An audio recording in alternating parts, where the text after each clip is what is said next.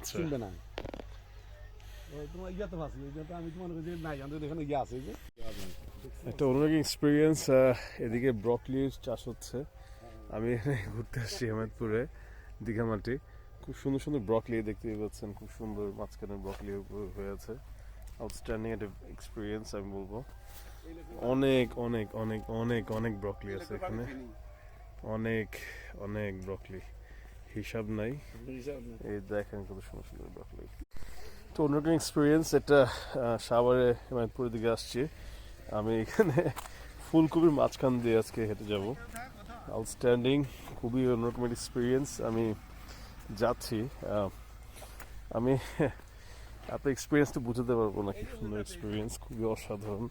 এই ফুলকপি ডান বাম সব জায়গায় ফুলকপি আর ফুলকপি আছে, খুবই অসাধারণ একটা ইয়ে দেখতে পাচ্ছেন। So I wish I to take one and have a different experience about this thing. Fulgopi all the way here.